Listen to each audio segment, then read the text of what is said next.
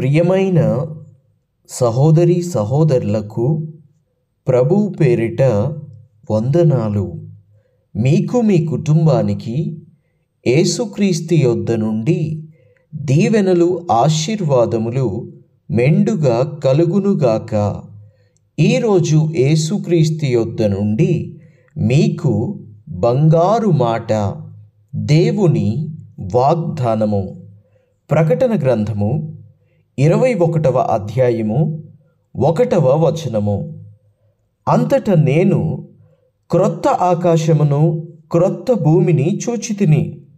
మొదటి ఆకాశమును మొదటి భూమి గతించిపోయెను, సముద్రమును ఇక లేదు. And I saw a new heaven and a new earth, for the first heaven and the first earth were passed away, and there was no more sea. ఇక పాతవి ఎన్నటికీ చూడలేము. క్రొత్త ఆకాశము క్రొత్త భూమిని దేవుడు కలుగు చేయబోతున్నాడు త్వరలో. దేవునికి మహిమ కలుగునుగాక. యోహానుకి దేవుడు దర్శనమును చూపించుచున్నాడు. 22 అధ్యాయాలు రాయబడి ఉంది ఈ ప్రకటన గ్రంథము.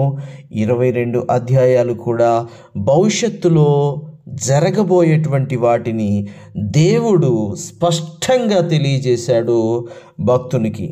అందుకనే ఇన్ని అధ్యాయాలలో ఎంతో స్పష్టంగా, ఎంతో స్వచ్ఛంగా అర్థమయ్యే విధంగా రాసి ఉంచారు పరిశుద్ధ గ్రంథములో. దేవునికి మహిమ కలుగునుగాక. మనందరము అనగా జయించిన వారు క్రొత్త భూమిని క్రొత్త ఆకాశాన్ని సొంతము చేసుకుంటారు. జయించని వారి కొరకు కూడా వేరే ఒక ప్రాంతం ఉంది. ఆ ప్రాంతం గురించి ఇప్పుడు మాట్లాడుకోవడం ఎందుకు, కానీ ఆ ప్రాంతం వేరే ప్రాంతం. కానీ జయించిన వాడికి మాత్రము దేవుడు గొప్ప వస్త్రాలను ఇస్తాడు, గొప్ప విజయాన్ని ఇస్తాడు, అక్కడికి వారిని నడిపిస్తాడు. జయించేవారు కావాలి. ఎంతసేపటికి మనము ఈ లోకానుసారంగానే ఆలోచిస్తున్నాము, కానీ ఇదే శాశ్వతం, ఇక్కడే శాశ్వతం, ఇక్కడే ఉంటాం, ఇక్కడే జీవిస్తాం అన్నట్లుగా బ్రతుకుతున్నాము. కానీ సత్యం ఏమిటంటే నూతన ఆకాశము నూతన భూమి ఒకటి తయారు చేయబడతా ఉంది దేవుని బిడ్డల కొరకు. దేవునికి మహిమ కలుగునుగాక. అక్కడికి మనం చేరుకోవాలి, అక్కడ మనం కూడబెట్టుకోవాలి, అక్కడ మనం దాచుకోవాలి, అక్కడికి ఆత్మలను సంపాదించుకోవాలి. ప్రభు అయిన యేసుక్రీస్తు నీ కొరకు నా కొరకు క్రొత్త భూమిని క్రొత్త ఆకాశాన్ని తయారు చేయబోతూ ఉన్నాడు. దేవునికి మహిమ కలుగునుగాక. ఇది అధ్యాయము 1 నుండి ధ్యానం చేసుకుందాం. 2వ వచనములో నుండి, మరియు నేను నూతనమైన యెరూషలేము అను పరిశుద్ధ పట్టణము తన భర్త కొరకు అలంకరించబడి పెండ్లి కుమార్తె వలె సిద్ధపడిన పరలోకమందున్న దేవుని యొద్ద నుండి దిగివచ్చుట చూచితిని. అప్పుడు ఇదిగో దేవుని నివాసము మనుషులతో కూడా ఉన్నది. ఆయన వారితో కాపురముండును, వారాయన ప్రజలై ఉందురు. దేవుడు తానే వారి దేవుడై ఉండి వారికి తోడై ఉండును. దేవునికి మహిమ కలుగునుగాక. మనల్ని దేవుడు ఎప్పుడూ విడవడండి, ఎప్పుడూ విడవడు. ఇప్పుడు ఒకవేళ ఎవరైనా దేవుని ద్వారా విడవబడినట్లుగా మీరు అనుకుంటున్నారా? మీకు అలా పరిస్థితులు ఎదురవుతున్నాయా? దేవుని బిడ్డ, దేవుడు నిన్ను ఎప్పుడు విడవడు, ఎన్నడూ విడవడు, ఎట్టి పరిస్థితుల్లోనూ విడవడు. దేవుడు నీకు తోడై ఉంటాడు. దేవుడు నీకేదో నేర్పిస్తున్నాడు, నేర్చుకో. దేవుడు నీకేదో అర్థం కావాలని చేస్తున్నాడు, అర్థం చేసుకో. దేవుణ్ణి ఒకవేళ నువ్వే నీ దగ్గర ఉండనివ్వకుండా చేస్తున్నావేమో, నీ మాట ద్వారా, నీ క్రియ ద్వారా, నీ పనుల ద్వారా. ఒకవేళ నీవు పరీక్ష చేసుకో ఒక్కసారి. నిన్ను బట్టి దేవుడు నీ దగ్గర ఉండట్లేదేమో, నీ క్రియలను బట్టి, నీ తలంపులను బట్టి, నీ ఆలోచనలను బట్టి ఒకవేళ నీ దగ్గర ఉండట్లేదేమో దేవుడు. అన్ని విషయాలలో నువ్వు పర్ఫెక్ట్గా ఉన్నప్పటికీ కూడా దేవుడు ఒకవేళ నీకు దూరంగా ఉంటున్నాడా? అయితే దేవుడు నిన్ను బలపరచాలనుకుంటున్నాడు. నువ్వు ఒకరి మీద ఆధారపడకుండా నీ సొంత కాళ్ళ మీద నువ్వు నిలబడాలని ప్రభు నీకు నీ జీవితంలో ఆ శ్రమలను తీసుకొస్తున్నాడేమో, ఆ కష్టాలు తీసుకొస్తున్నాడేమో, ఆ నిందలు తీసుకొస్తున్నాడేమో, ఆ అవమానాలు తీసుకొస్తున్నాడేమో. జీవితంలో కొన్నిసార్లు శ్రమలు మన మంచికే వస్తాయి, కష్టాలు మన మంచికే వస్తాయి, రోగాలు మన మంచికే వస్తాయి.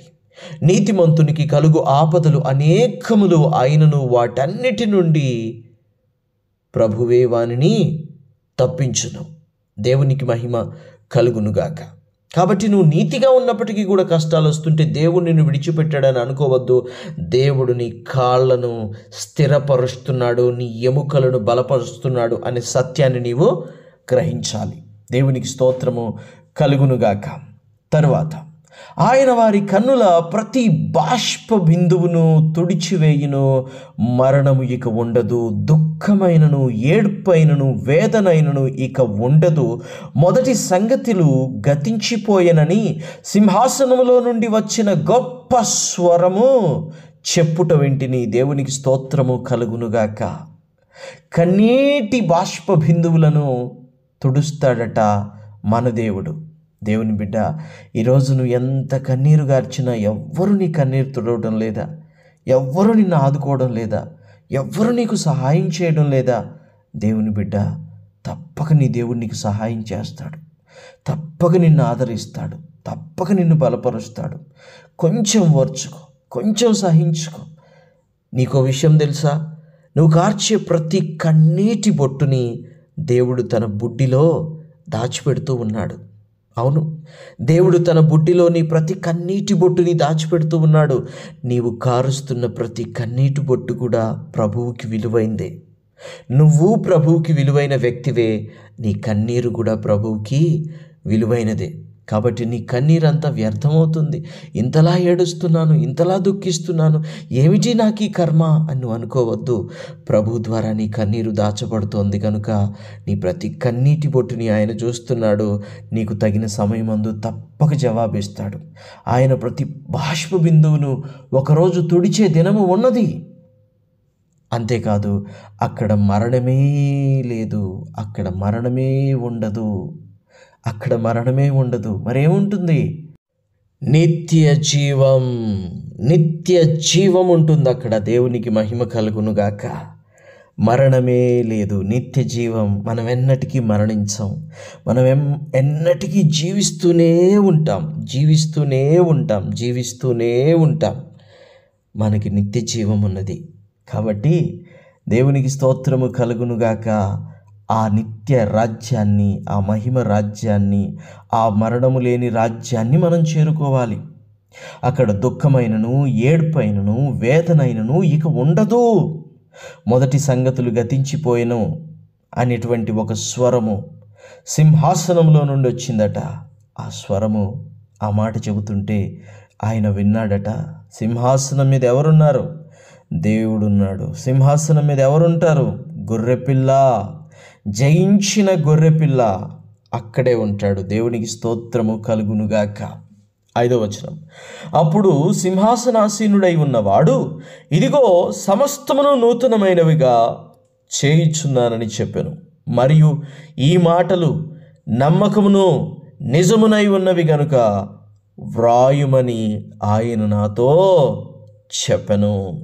మరియు ఆయన నాతో ఇట్లనెను, సమాప్తమైనవి, నేనే అల్ఫాయు ఒమేగాయు, అనగా ఆదియు అంతమునై ఉన్నవాడను. దేవునికి మహిమ కలుగునుగాక. మొదటివాడు ఆయనే, కడపటివాడు ఆయనే. ఆ మొదటివాడు, ఆ కడపటివాడు, ఆ అల్ఫాయు ఒమేగాయు ఏం చేస్తాడో తెలుసా? దప్పిగొను వానికి జీవజలముల బుగ్గలోని జలమును ఉచితముగా అనుగ్రహిస్తాడు. దేవునికి స్తోత్రము కలుగునుగాక. జీవజలముల బుగ్గలోని జలమును ఉచితముగా ఉచితముగా ఉచితముగా అనుగ్రహిస్తాడు. కాబట్టి దేవుని బిడ్డ, ఈ లోకాన్ని జయించుదాం, ఈ లోకాన్ని మనము గెలుద్దాం, ఈ లోకాశల్ని గెలుద్దాం, శరీరాశల్ని, నేత్రాశల్ని, జీవపు డంబాన్ని, దేవునికి అవిష్టమైన, దేవునికి అయిష్టమైన ప్రతిదాన్ని గెలుద్దాం. మనము క్రొత్త రాజ్యాన్ని, క్రొత్త భూమిని, క్రొత్త ఆకాశాన్ని, జీవజలముల బొగ్గలో నుండి జీవజలాన్ని ప్రభువు ద్వారా పొందుకోబోయేవారం. కాబట్టి మనము జయిద్దాం. ఇంకో మాట రాయబడి ఉంది ఇక్కడ 7వ వచనంలో, జయించువాడు వీటిని స్వతంత్రించుకొనును, నేనతనికి దేవుడనయ్యుందును, అతడు నాకు కుమారుడై ఉండును. దేవునికి స్తోత్రము కలుగునుగాక. జయిస్తే పొందుకుంటాం. ఇంకొక 8వ వచనం కూడా చదివి వినిపించాలి, ఎందుకంటే ముఖ్యమైనది. పిరికివారును, అవిశ్వాసులను, అసహ్యులను, నరహంతకులను, వ్యభిచారులను, మాంత్రికులను, విగ్రహారాధికులను, అబద్ధికులను అగ్ని గంధకములలో మండు గుండములో పాలు పొందుదురు. ఇది 2వ మరణము. చూసారా? అందుకనే పిరికివారిగా ఉండొద్దు, అవిశ్వాసులుగా ఉండొద్దు, అసహ్యులుగా ఉండొద్దు, నరహంతకులుగా ఉండొద్దు, వ్యభిచారులుగా ఉండొద్దు, మాంత్రికులుగా ఉండొద్దు, మాంత్రికులను ఆశ్రయించవద్దు, విగ్రహారాధికులుగా ఉండవద్దు, అబద్ధికులుగా ఉండవద్దు. మొత్తం ఇంచుమించు 7-8 మంది రకాలు అగ్ని గంధకాలకు పాత్రులవుతారు. దేవుని బిడ్డ, వద్దు, విడిచిపెట్టు. నీ ప్రభు స్వచ్ఛమైన వాడు, నీ ప్రభువు ప్రేమగల్లవాడు, నీ ప్రభువు చేయబట్టుకున్నాడు. అదే గొప్ప భాగ్యం. కష్టాలలో, ఇరుకులో, ఇబ్బందిలో, వ్యాధిలో, బాధలో అన్నిట్లో ఆయన తోడై ఉంటాడు. నీకున్నవన్నీ ఆయనకు తెలుసు. లాజరుకు ఉన్నవన్నీ తెలుసు, ధనవంతుడికి ఉన్నవన్నీ తెలుసు. ఎవరిని ఎక్కడ ఉంచాలో ఆయనకి తెలుసు. ప్రార్థన. తండ్రి, మీకు వందనాలు దేవా, స్తోత్రాలు అయ్యా. అవును తండ్రి, మా కష్టాలు, మా శ్రమలు, మా వేదనలు, మా దుఃఖాలు అన్నీ నీకు తెలుసు. మా కన్నీరు తెలుసు, శ్రమ తెలుసు, బాధ తెలుసు, సమస్తమును నీకు తెలుసు తండ్రి. మీకు స్తుతులు, స్తోత్రాలు చెల్లించుచున్నాము నాయన. అయ్యా, ఆ క్రొత్త ఆకాశాన్ని మేము చూడాలి, ఆ క్రొత్త భూమిని మేము చూడాలి తండ్రి. ఆ క్రొత్త ఆకాశంలో, ఆ క్రొత్త భూమిలో మమ్మల్ని అడుగు పెట్టించండి. ఆ జీవజలముల బుగ్గలోని ఆ జలాన్ని మాకు తాగించండి తండ్రి. దేవా, ఏడుపు లేని, దుఃఖము లేని ఆ మంచి రాజ్యానికి మమ్మల్ని చేర్చండి. అయితే ఇక్కడ ఎన్ని వచ్చినా కూడా మేము జయించాలి ప్రభువా, జయించాలి ప్రభువా. జయించు వారిగా మమ్మల్ని ఉంచమని యేసయ్య అతి శ్రేష్టమైన నామములో ప్రార్థించుచున్నాము తండ్రి. Amen, amen, amen.